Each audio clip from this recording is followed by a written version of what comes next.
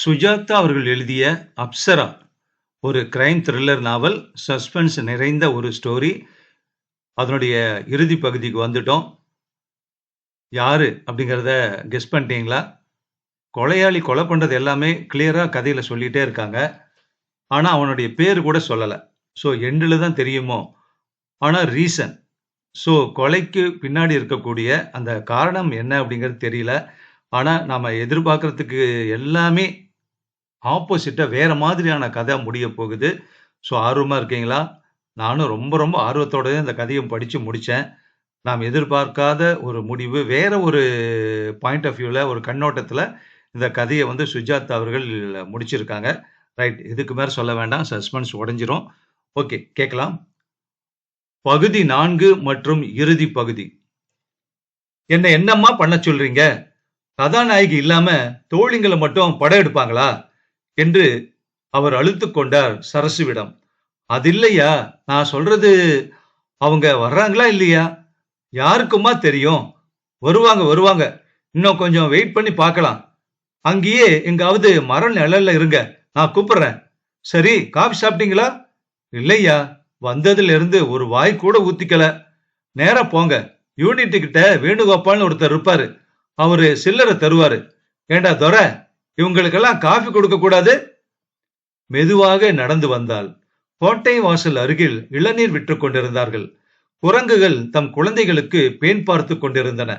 Cool drinks என்று சின்ன பையன்கள் பாட்டில்களை சப்தமிட்டுக் கொண்டிருந்தார்கள்.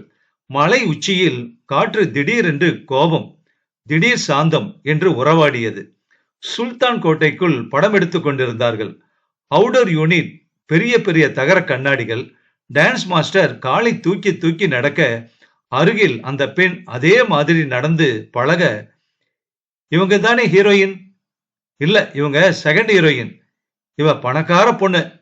நீங்க நடிக்க வேண்டியது ஃபர்ஸ்ட் ஹீரோயினோட. அவங்க இந்த கோட்டையில ஒரு ஏழை பொண்ணு. ஃபீல்டுல ஒரு சான்ஸ் நிச்சயம் இருக்குதுன்னு அசிஸ்டன்ட் டைரக்டர் சொல்லியிருக்காரு. இருங்க இருங்க. கூலிங் கிளாஸை எடுத்து மாட்டிக்கொண்டாள். இந்த ஜார்ஜெட் புடவையை உடுத்தி கொண்டு வந்திருக்க கூடாது. உடம்பெல்லாம் கசகச என்கிறது. குளித்தால் தேவலை போல இருந்தது சரஸ்வதி பாய்க்கு. நெடிதான மரங்கள். எத்தனை தடவை நந்தி ஹில்ஸுக்கு வந்திருக்கிறாள். 18 வயதில் அந்த சிலோன்கார பையனுடன் வந்ததை மறக்கவே முடியாது. தாரணியும் ராகினியும் இப்ப என்ன செய்து கொண்டிருப்பார்கள்? யோசித்தாள். கேரம் போர்டு விளையாடி கொண்டிருப்பார்களோ? நிமிஷத்தில் சண்டை வந்துவிடும் இருவருக்கும். கோபால் பார்த்துக் கொள்வான் என்று நினைத்து கொண்டாள் சரசு. சினிமால இப்படிதான். 5 நிமிஷத்துக்காக 5 மணி நேரம் காத்திருக்கணும். அந்த 5 நிமிஷம் படத்துல வரவே வராது. ஒரு காலத்துல அவளுக்கும் ஆசை இருந்துச்சு. பழைய மாம்பழத்துல ஒரு சந்துல ஒரு ரூம்ல ஒண்டி இருந்து கோடம்பாக்கத்துக்கு நடையா நடந்து நமக்கு உதவாதுன்னு விட்டுட்டா. 10 வயசுக்கு தாரணி நல்ல உயரம் இல்ல? சின்னதும் வாட்டமா வளர்ந்துருக்கு. அப்பன போல. பேசாம அவுட் ஹவுஸ்ல இருந்துக்குங்க. மாசம் மாசம் ஏதாவது கொடுத்தறேன். கல்யாணம்னு கலாட்டா பண்ணாத. பஸ் வந்து நின்றது. இறங்கியவர்கள் மேல் குரங்குகளும் சிறுவர்களும் படையெடுத்தனர். எல்லோரும் இறங்கினதும் நிதானமாக அவன் இறங்கினான். தன் கண்ணாடியை துடைத்துக் கொண்டு சுற்றிலும் பார்த்தான். மெதுவாக நடந்தான். சரஸ்வதி பாய் இவனை எதிர்படும் போது இவனை எங்கே பார்த்திருக்கிறோம் என்று யோசிக்க ஆரம்பித்தாள். அவன் அடையாளம் கண்டுகொண்டு விட்டான். சரஸ்வதி பாய் என்று கூறி சிரித்தான். அட, நீங்களா? நேத்து ராத்திரி வந்திருந்தீங்களே வீட்டுக்கு, நீங்க தானே? ஆமா. எங்க இப்படி? சும்மா பிலிம் ஷூட்டிங் பார்க்கலாம்னு வந்தேன். அப்படியே உங்களையும் பார்த்துட்டு. அவள் அவனை நேராக பார்த்தாள். அவள் உள்ளே ஒரு விதமாக உணர்ந்தாள். சட்டென்று அந்த சிலோன் இளைஞன் ஞாபகம் வந்தது அவளுக்கு. உங்க கூட நடந்துகிட்டே, உங்க சிலோன் தமிழை கேட்டுக்கிட்டே மணிக்கணக்கா பொழுது போறதே தெரியாம. அவன் கருப்பாகத்தான் இருந்தான். ஆனால் என்ன பளபளப்பு! என்ன சரஸ்வதி, ஷூட்டிங் ஆயிடுத்தா உங்களுக்கு? என்ன பிரமாத ஷூட்டிங்! ஷூட்டிங்கை விட பலகாரம் பண்றதுதான் ஜாஸ்தி. இந்த படம் ஓடாது. இந்த மாதிரி காக்க வச்சு வெறுப்பேத்தினாங்கன்னா பின் எப்படி? காபி சாப்பிடலாமா, வர்றீங்களா என்று கேட்டான். இங்க ஹோட்டல் எல்லாம் சரியா இல்லையே என்றாள் சரசு. உள்ளே ஒரு ஹோட்டல் இறக்கத்துல மலை முகட்டுல இருக்குமே, அங்கெல்லாம் விலை ஜாஸ்தியா சொல்லுவாங்க. அத பத்தி நான் தானே கவலைப்படணும். நீங்க வாங்க. சரஸ்வதியின் மேல் அவன் பட்டது மிக இயல்பாக இருந்தது. ரொம்ப நாள் பழக்கப்பட்டவனைப் போல காணப்பட்டான். மெதுவாக நடந்து பிலிம் யூனிட்டை கடந்து அந்த அழகான மாளிகை முற்றத்தை கடந்து மலையை விண்டு அந்தந்த இடத்திலே செருகப்பட்டிருப்பது போல அமைந்திருந்த ஹோட்டல் கட்டடத்திற்கு வந்து ஜன்னல் அருகே ஒரு மேஜையில் உட்கார்ந்தார்கள். காபி சாப்பிடுறீங்களா? இல்ல வேற ஏதாவது? இல்ல, காஃபியே போதுங்க. இந்த இடத்த பார்த்துக்கிட்டே இருந்தா பசி எடுக்காத போல இருக்கு இல்ல? நீங்க கட்லெட் சாப்பிடுங்க, நல்லா இருக்கும். 2 கட்லெட் கொடுப்பா. சரஸ்வதி பாய் கண்ணாடிக்கு வெளியே தெரிந்த காட்சியில் ஆழ்ந்திருந்தாள். அவர்கள் வந்த பாதை பரப்பு முழுவதும் தெரிந்தது. அதிலே ஒரு சிவப்பு பஸ் மூட்டை பூச்சி மாதிரி ஊர்ந்து கொண்டிருந்தது. எதிரே பாவம் பாவமாக பாறை குன்றுகள், நடுவே பச்சை சதுரங்கள். ரொம்ப அழகா இருக்குங்க. நான் எத்தனையோ வாட்டி நந்தி ஹில்ஸ் வந்திருக்கேன். ஆனா இந்த ஹோட்டலுக்குள்ள நுழைஞ்சதே இல்ல. உங்க பேரு? ராஜா. பிராமிஸா? ஆமா. கல்யாணம் ஆயிடுச்சா? இன்னும் இல்ல. அனுபவம் உண்டா? அவன் சரஸ்வதி பாயை நேராக பார்த்தான். எந்த அனுபவம்? ஹை, தெரியாத மாதிரி பாசாங்க பண்றீங்களே. எனக்கு சொல்லி தரீங்களா? சொல்லி கொடுக்கிற ஜாதியே தெரியலையே உங்களை பார்த்தா. பின்ன என்ன பார்த்தா எப்படி தோணுது உங்களுக்கு? பாத்தீங்களா, நீங்க ஏன் எங்க பாஷை பேசுறீங்க? நான் உங்க பாஷை பேசட்டுமா? என்ன பார்த்தா எப்படி தோன்றது உங்களுக்கு? சரி, தோன்றது வச்சுக்கோங்க. எப்படியா? அம்மாவுக்கு அடங்கின புள்ள. அம்மா இல்லையே எனக்கு. அப்பா? அப்பாவும் இல்ல. பின்ன யாருதான் இருக்காங்க? யாராவது வேணுமா என்ன? இன்னைக்கு எனக்கு முதல்ல ஏண்டா நந்தி ஹில்ஸ் வந்தோம்னு இருந்தது. ஆனா இப்ப அப்படி இல்ல. ஏன்? உங்களை அப்படி பிடிச்சு போச்சு எனக்கு. எனக்கு தெரிஞ்ச ஆசாமி மாதிரி இருக்கீங்க நீங்க. ஆமா, நீங்க கூட எனக்கு. யார் அது? எங்க அம்மா. சட், இவ்வளவுதானா? நான் அவ்வளவு வயசானவளாவா இருக்கேன்? எங்க அம்மா உங்க வயசுல தான் செத்து போயிட்டாங்க. இந்த அம்மா தம்பி எல்லாம் வேண்டாம், ஃப்ரெண்ட்ஸ் மாதிரி வச்சுக்கலாமா என்று கூறிவிட்டு சரசு அவன் கையை பற்றினாள். ஏன் இவ்வளவு ஜில்லுன்னு இருக்கு உங்க கை? உடம்பு வாகு. நீங்க சொல்ற அடையாளங்களை பார்த்தா. ஒரு நிமிஷம். ராகவன் தன் மேஜை அருகில் இருந்த பட்டனை அழுத்த அது எங்கோ கரைந்தது. ஒரு பியூன் வர, ராஜேஷ் சார கூப்பிடு. என்ன விஷயம்? Anything serious? சொல்றோம். முதல்ல அந்த ஆளை பார்க்கணும், அவ்வளவுதான். பயப்படாதீங்க. மணி உள்ளே வந்தான். ராஜா இல்ல சார், அவன் லீவ் எடுத்துட்டு வெளியே போயிருக்கான். வந்திருந்தாரா என்றார் ஷியாம் சுந்தர். வந்திருந்தான். எனிதிங்? ராஜாவும் மணியும் ஒரே செக்ஷன் தான். நீங்க மணியை வேணா ஏதாவது கேட்கலாமே என்றார் பாஸ். உட்காருங்க மணி. ஏங்க, ராஜா ஏதாவது வம்புல மாட்டின்னு இருக்கானா? ஏன் அப்படி கேக்குறீங்க? அவன் பிஹேவியர் ஒரு மாதிரி இருந்தது கொஞ்ச நாளா. இன்ட்ரெஸ்டிங். எப்படி? எப்பவாவது வருவான், எப்பவாவது போவான். அவன் செய்யற வேலையும் மோசமாகிக்கிட்டே வர்றது. எதிர்பார்க்க முடியாத சில காரியங்கள் எல்லாம் செய்வான். உதாரணம் ஏதாவது? ஒரு நாள் காலை ஆபீஸுக்கு வரலன்னு போன் பண்ணிட்டு 1/2 மணி நேரத்துல ஆபீஸ்ல வந்து நிக்கிறான். வந்து 2 மணி நேரம் வேலை செஞ்சுட்டு மறுபடி கிளம்பி போயிட்டான். மிஸ்டர் மணி, சில தினங்கள்ல அந்த ஆசாமி ஆபீஸுக்கு வந்தாரா இல்லையான்னு தெரியணும். அட்டெண்டன்ஸ் ரிஜிஸ்டருக்கு கொண்டு வரட்டுமா என்று ராகவனை பார்த்தான் மணி. கொண்டு வாங்க. மணி சென்றதும், அவர் வேலை என்ன என்று கேட்டார். யாரு? அதான் ராஜா. புரோகிராமிங் அசிஸ்டன்ட்னு சொல்லுவோம். யூசி, நாங்க ஒரு தனியார் ஸ்தாபனம். இந்த கம்ப்யூட்டரை வாடகைக்கு தர்றோம். பெங்களூர்ல பல தொழிற்சாலைகள், ஆலைகள் சொந்தமா கம்ப்யூட்டர் வச்சுக்கிறத விட மாசம் சில மணி நேரங்கள் வாடகைக்கு எடுக்கிறது சிக்கனமா இருக்குன்னு சொல்லுவாங்க. அவங்களுக்கு நாங்க இந்த கம்ப்யூட்டர் எல்லாம் அவங்க ஆபீஸ்ல வச்சிருக்கோம். நல்ல டிமாண்ட் இருக்கு. எங்களுக்கு 2 ஷிப்ட் நடக்குது. இந்த ராஜா புரோகிராம் அசிஸ்டன்ட், மணியும் அந்த மாதிரியே தான். 8 பேர் இருக்காங்க இங்க. அட்டெண்டன்ஸ் ரிஜிஸ்டர் அப்போது வந்தது. தேவையா, தேதிகள் ஞாபகம் இருக்கா உங்களுக்கு? மிஸ்டர் மணி, ஒரு நாள் காலையில வந்துட்டு மறுபடி 12 மணிக்கு கிளம்பிட்டார்னு சொன்னீங்களே, அது என்ன தேதி? மே 5ஆம் தேதி சார். தேவையாவும் ஷியாம் சுந்தரும் ஒருவரை ஒருவர் பார்த்து கொண்டார்கள். அந்த அட்டெண்டன்ஸ் ரிஜிஸ்டரை பார்த்தார்கள். அருணா இறந்த தினம் வரவில்லை. மறுதினம் வரவில்லை. பிரேமா இறந்த தினம் பாதி நாள். This does not prove anything mister Mani. உங்கள் நண்பரை பற்றிய சரியான வர்ணனை ஒன்று வேண்டும். அவர் நீல ஷர்ட் அணிவது உண்டா? பார்த்திருக்கேன். நிறைய தலைமயிர் இல்லையா? ஆமா. ரிம்லெஸ் மூக்கு கண்ணாடி. ஆமா. ஒரு பல் வரிசை தவறு இருக்கும். எப்படிப்பட்ட மனிதர்? ரொம்பவும் ஆழமான மனிதர்னு சொல்லலாம். ஆனா புத்திசாலி. ஒரு காலத்துல மிக நல்ல புரோகிராமரா இருந்தான். பிரில்லியன்ட்ங்கிற வகையில கூட சொல்லலாம். மத்த பேர் எழுதுறதுக்கும் இவன் எழுதுறதுக்கும் நிச்சய வித்தியாசம் இருக்கும். ஒரு கிளாஸ் தெரியும். ஆனா சமீபமா தான் மணி யோசித்து தொடரும் வரை ஷாம் சுந்தரும் தேவையாவும் மௌனமாக காத்திருந்தார்கள். வினோதமா நடந்துகிட்டான். எரிஞ்சு எரிஞ்சு விழுந்தான். கலங்கி போயிருந்தான். வேலை செய்யாம என்னென்னவோ கிறுக்கிக்கிட்டு, மிஸ்டர் ராகவன், எனக்கு ஒரே ஒரு வேண்டுகோள். நாங்க அந்த ராஜாவோட மேஜிய சோதனை போட விரும்புறோம். நீங்க சர்ச் வாரண்ட் கேட்கலாம், கொண்டு வர்றோம். அதுக்குள்ள நேரம் போக்காம இருக்கிறதுக்கு அந்த மேஜியை நாங்க பார்க்க விரும்புறோம். ராகவன் உடனே, வாட் இஸ் இட்? ஒண்ணுமே சொல்லல. ராஜாவுக்கு ஏதாவது என்று பதட்டத்துடன் கேட்டார். ராஜாவுக்கு எதுவும் ஆகல. யூசி, நாங்க அவனை சந்தேகிக்கிறோம். என்ன? கொஞ்ச நாளைக்கு முன்னாடி கப்பன் பார்க்ல ஒரு பொண்ணு கத்தியால குத்தப்பட்டு. மை காட், அது ராஜாவா? இல்ல, சந்தேகப்படுறோம். நீங்க அவரோட மேஜை காட்டுறீங்களா? ஆபீஸே ஸ்தம்பித்து விட்டது. அவர்கள் தத்தம் இருக்கையில் உட்கார்ந்துதான் இருந்தாலும் ஓரக்கண்கள் அங்கேயே பார்த்தன. அவன் மேஜை முழுவதும் காகிதங்கள், காகிதங்கள், பாதி எழுதப்பட்ட கம்ப்யூட்டர் புரோகிராம்கள். அரிஸ்டோஸ் என்ற புத்தகம் மிக அதிகமாக கோடிடப்பட்டிருந்தது. ஒவ்வொன்றையும் நிதானமாக நிறுத்தி காகிதம் காகிதமாக பார்த்தார்கள்.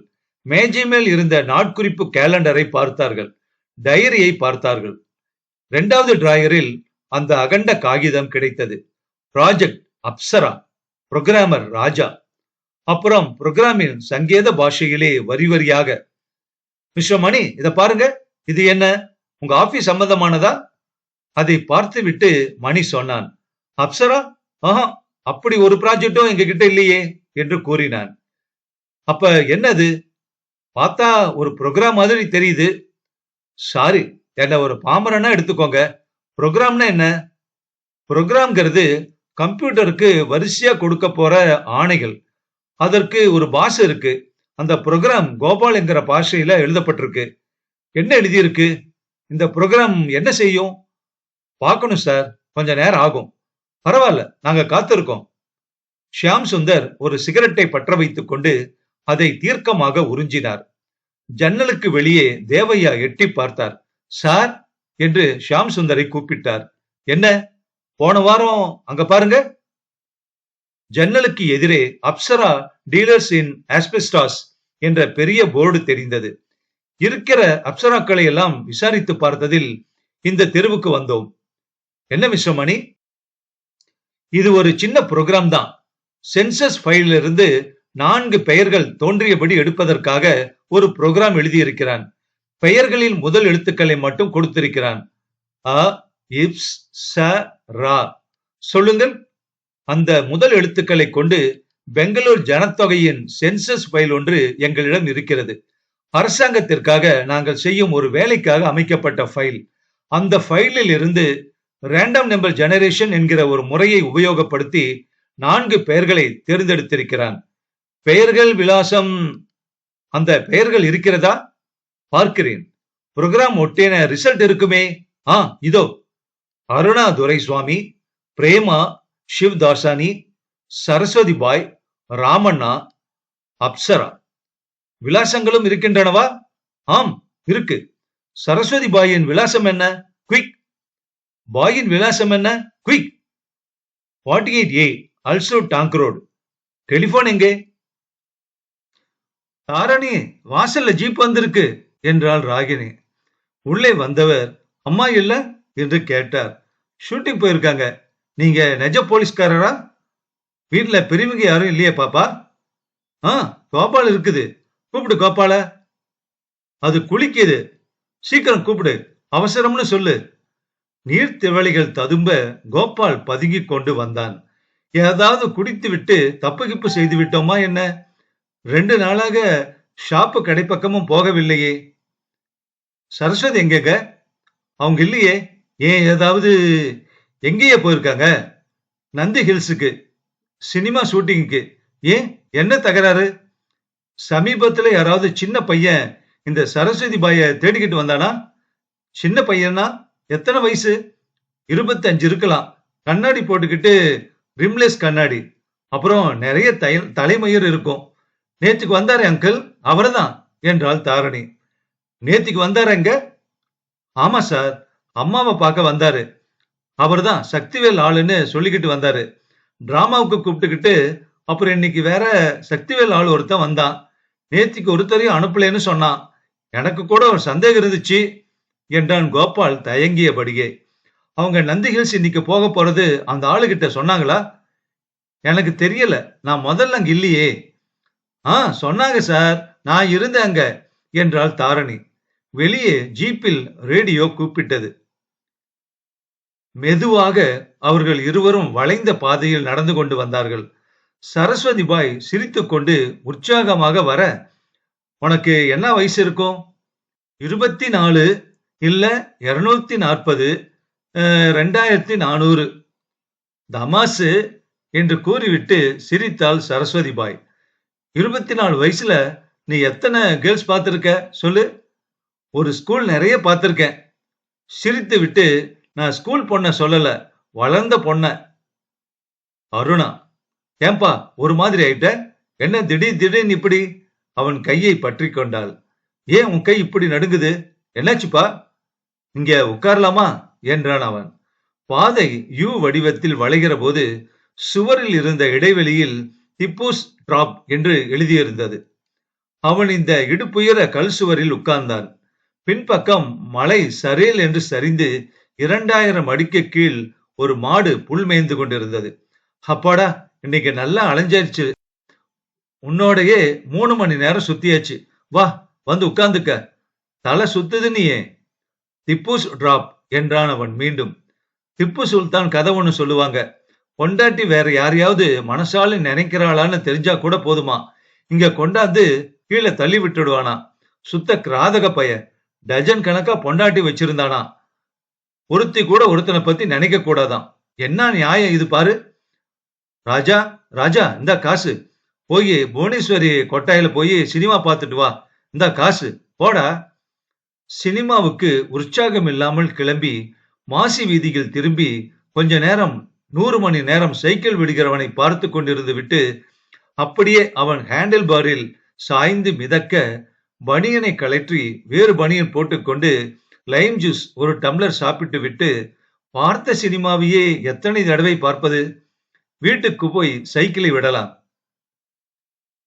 வீட்டுக்குள்ளே இருட்டாக இருக்கிறது.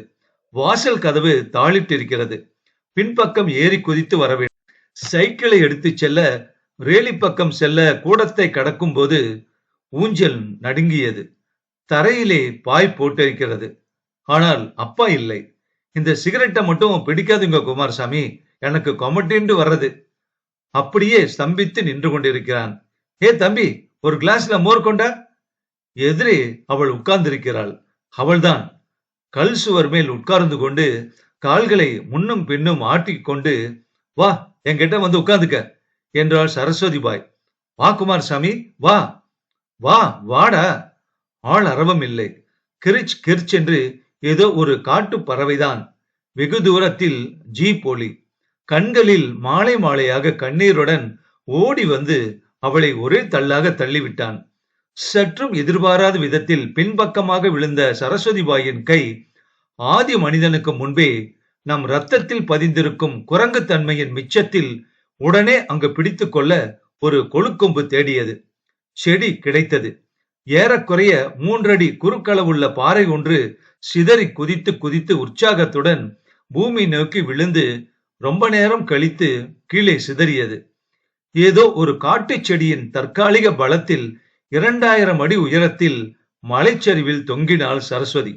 ஐயோ ஐயோ ஐயோ என்று உச்ச குரலில் அலறினாள். கீழே பார்க்க தயங்கினாள்.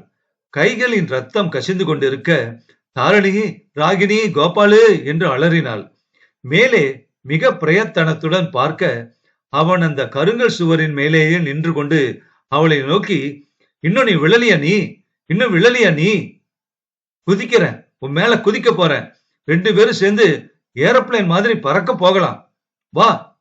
ஐயோ, வேண்டாம் வேண்டாம்.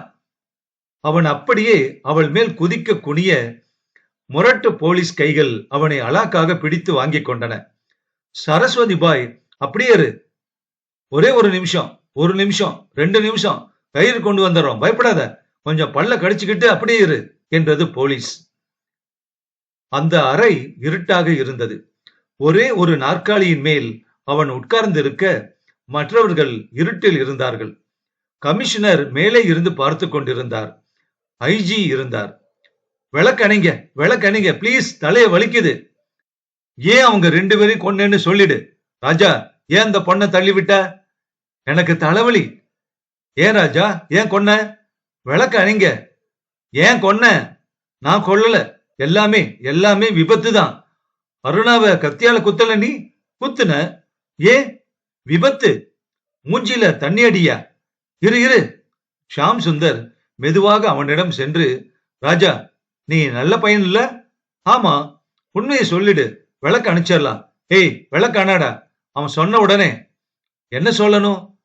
எதுக்காக அந்த அருணாவை பிரேமாவை கொன்ன? எதுக்காக சரஸ்வதி பாய கீழே தள்ளிவிட்ட? நான் உட்கார்ந்து இருந்தேன்.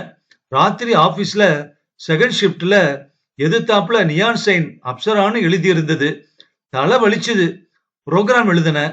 கம்ப்யூட்டர் பேரு விலாசம் கொடுத்து அவங்க 4 பேரையும் போய் கொல்லுன்னு சொல்லிச்சு. அப்சரா, ஆவுக்கு அருணா, இப்புக்கு பிரேமா, ஷாவுக்கு சரஸ்வதி, ராவுக்கு ராமண்ணா. ராமண்ணா எங்க? விளக்கான ராமண்ணா. ராஜா, நீ கொன்னது தப்பில்லையா? ஆஹா, அவளை எனக்கு தெரியவே தெரியாது. எல்லாமே ஆக்சிடென்ட். கார் விபத்து இல்லையா? விமான விபத்து இல்லையா? அந்த மாதிரி விபத்து. எல்லாமே தற்செயலா நடந்தது. முதல் எழுத்துக்களை நான் செலக்ட் பண்ணல. ஜன்னலுக்கு வெளியே பார்த்தேன், அப்சரான்னு எழுதி இருந்தது. அப்புறம் கம்ப்யூட்டர் ஒவ்வொரு எழுத்துக்கும் ஒரு அட்ரஸ் கொடுத்தது. எல்லாமே எல்லாமே தற்செயல் தான். எனக்கு இதுல சம்பந்தமே கிடையாது. நான் ஒரு ஆயுதம், அவ்வளவுதான். என்ன வீட்டுக்கு அனுப்பிடுங்க, தலை வலிக்குது. கிருஷ்ணான்னு நான் தூங்கணும், நிம்மதியா தூங்கணும். பாஸ்டர், என்ன பாசங்க பண்ற? தோலை உரிக்கட்டுமா என்று உறக்க கத்தினார் தேவையா. தேவையா, மெல்ல மெல்ல என்று அவரை சாந்தப்படுத்தினார் ஷியாம் சுந்தர். பாசங்க செய்யறான் சார். அவர்கள் பேசுவதை கண்களை குறுக்கிக் கொண்டு கவனமாக கேட்டான். வேறு யாரையோ பற்றி பேசுவது போல. வேற ஏதாவது கேட்கணுமா? உட்காரா. எனக்கு காலை வலிக்குதே, உடம்பெல்லாம் வலிக்கிறதே. யாரோ என்ன அடிச்சிருக்காளே. முட்டியில முட்டியில நிச்சயம் வலிக்கிறது. எனக்கு களைப்பா இருக்கே, பிளீஸ் அப்புறம் கேளுங்களேன், எனக்கு தலை வலிக்குதே. நாற்காலியை விட்டு எழுந்து தரையில் உட்கார்ந்து உடனே முழங்கால்களுக்கு இடையில் 2 கைகளையும் பத்திரமாக்கி கொண்டு உடம்பை குலுக்கி குலுக்கி படுத்துக் கொண்டு விட்டான். கருவில் குழந்தை போல். ஐஜி கமிஷனரிடம் சொன்னார், அவனை அரெஸ்ட் பண்றதுக்குள்ள சைக்கியாட்ரிஸ்ட் ஒருத்தட்ட காமிச்சிருங்க, கோர்ட்ல பின்னாடி சிக்கல் ஏற்பட்டுடும் என்று கூறினார். முடிவுரை. பெங்களூர் பழைய சென்னை ரோட்டில் இருக்கும் all India institute of mental ஹெல்த்தின் டைரக்டர் டாக்டர் ஷோலங்கியின் ரிப்போர்ட். Case study number 117. நோயாளி 23 வயதுள்ளவன். இயற்பெயர் நடராஜன். மாற்றிக்கொண்ட பெயர் சிவராஜன். ராஜா என்று அழைக்கப்படுகிறான். பெங்களூர் போலீஸ் அனுப்பிய கேஸ். EEG normal. நடுத்தரமான உடற்கட்டு. மிகவும் புத்திசாலித்தனமான இளைஞன். எம்ஏ கணிதம் பாஸ் செய்தவன். தனியார் துறையில் கம்ப்யூட்டர் வைத்து நடத்தும் கம்பெனியில் புரோகிராம் எழுதும் வேலையில் இருந்த இளைஞன்.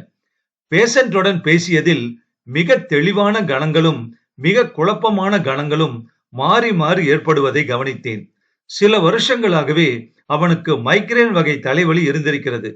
அந்த தலைவலி தாக்குதல் வரும்போது அவன் உடம்பு உதறி வாந்தி எடுப்பு வந்து ஒரு விதமாக இருந்து விடுவான். சைக்கோமெட்ரிக் பரீட்சைகளில் எதுவும் விபரீதமாக தென்படவில்லை. மோட்டார் செய்வினைகள் எதிலும் பழுதில்லை. கண்கள் நேராக பார்க்க மறுக்கின்றன. கொஞ்சம் கீழ்நோக்கிய பார்வை. அதிகமாக சிகரெட் குடித்திருக்கிறான். குடிப்பழக்கம் இருப்பதாக தெரியவில்லை. சிவராஜின் மனம் முழுவதும் பாழடைந்துள்ளது. அவனை சைக்காட்ரிக் வகையில் தான் சேர்க்க முடியும். சிவராஜன் சிறு வயதில் நல்ல படிப்புக்காக உதவி சம்பளங்கள் வாங்கி படித்திருக்கிறான். ஏழை பிராமண குலத்தை சேர்ந்தவன். இவன் இளவயது ஏழ்மை. இவன் தந்தையின் அஜாக்கிரதையான போக்கினால் உண்டாக்கி கொண்ட ஏழ்மை. தாத்தாவின் நிலங்களை எல்லாம் விற்றுவிட்டு தந்தை சீட்டு குடிப்பழக்கம் எதிலும் குறைவில்லாதிருந்ததாக தெரிகிறது. அதைவிட மிக சிறிய விஷயங்களுக்கெல்லாம் தந்தை அவனை அடித்திருக்கிறார் என்று தெரிகிறது. குறிப்பாக நெற்றியில் திருநீர் இடாமல் சாப்பிட வந்ததற்காக ஒரு தடவை இவனை கீழே புரட்டி மிதித்திருப்பதை சொல்லலாம். தாயை அதீத வெறுப்புடனும் அன்புடனும் குறிப்பிடுகிறான். தாயின் நடத்தையும் இவன் கண்முன்னே நடந்த ஒரு விபரீத காட்சியும் மனதில் திரும்ப திரும்ப வருகின்றன அவனுக்கு. தந்தை தாயின் பிடிப்பில் இருந்து முழுவதும் விடுபட சொந்தமாக படித்து வேலை தேடி வேலை கிடைத்த ஒரு வருஷத்திற்குள் தந்தை வயிற்றில் அல்சரினாலும் தாய் சிபிலிஷிலும் இறந்திருக்கிறார்கள். இந்த ஆழமான வடு இவன் மனதின் அடித்தளத்தில் இருந்து ததும்பி ததும்பி வர இவன் முதல் வெறுப்பு பெண்களிடத்தில் ஏற்பட்டிருக்கிறது.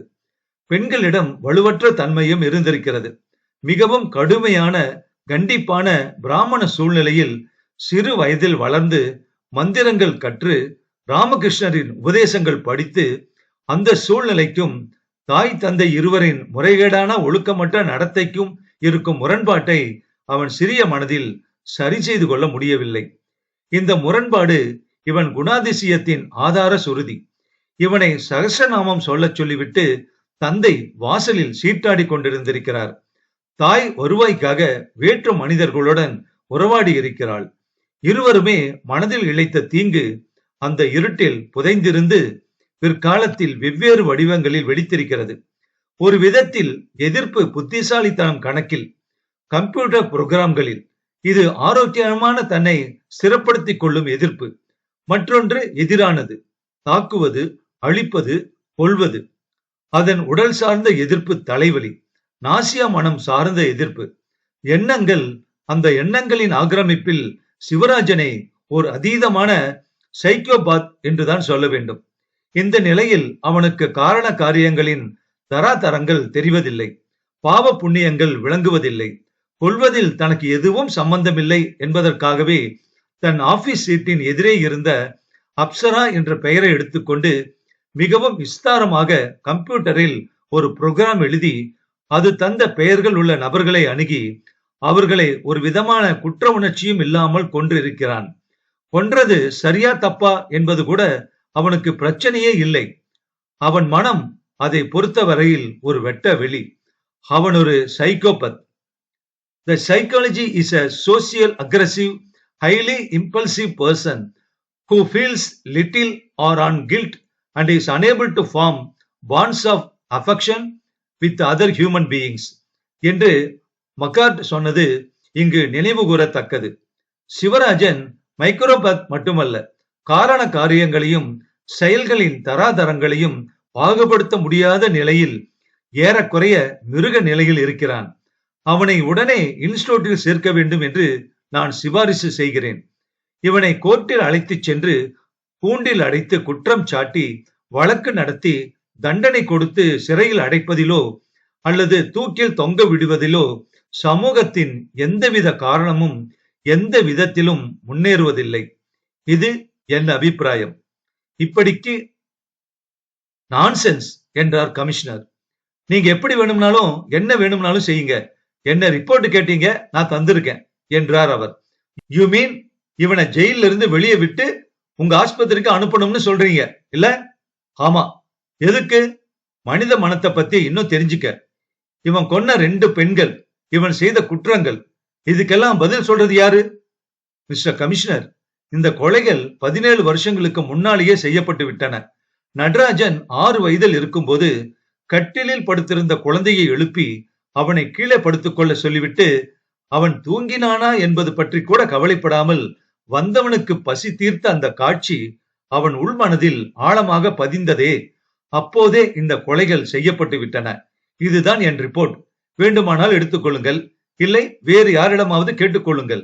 என்னை மாஜிஸ்ட்ரேட் கோர்ட்டுக்கு கூப்பிட்டால் நானும் இதைதான் சொல்வேன். வெளியே ஜீப்பில் கமிஷனரும் தேவையாவும் மௌனமாக வந்தார்கள். சார், என்னாச்சு என்று கேட்டா தேவையா. கிழமை வளர்றான், எங்கிட்ட விளையாடுறான். சுளை சுளையாக 2 பேரை கொன்றுவிட்டு மூன்றாவது பெண்ணை அதல பாதாளத்தில் தள்ள இருந்திருக்கிறான். இவனை விட்டு விடுவதாவது? நியூஸ் பேப்பர்காரர்கள் சும்மா விடுவார்களா? அசெம்பிளியில் கேள்வி மேல் கேள்வியாக வரும். நம் எல்லோருக்கும் வேலை போய்விடும். வேறு ஏதாவது அவ்வளவு விஷயம் தெரியாத டாக்டரை பார்த்து வை. இந்த மாதிரி 18 டிகிரி டாக்டர்கள் எல்லாம் வேண்டாம். சட்டு புட்டென்று மாஜிஸ்ட்ரேட் கோர்ட்டில் தாக்கல் செய்து விடலாம். Good night. சுஜாதாவின் அப்சரா சஸ்பென்ஸ் நிறைந்த கிரைம் நாவல் முற்றும். இந்த கதையை பத்தின உங்க கருத்தை கமெண்ட் பாக்ஸ்ல பதிவு பண்ணுங்க.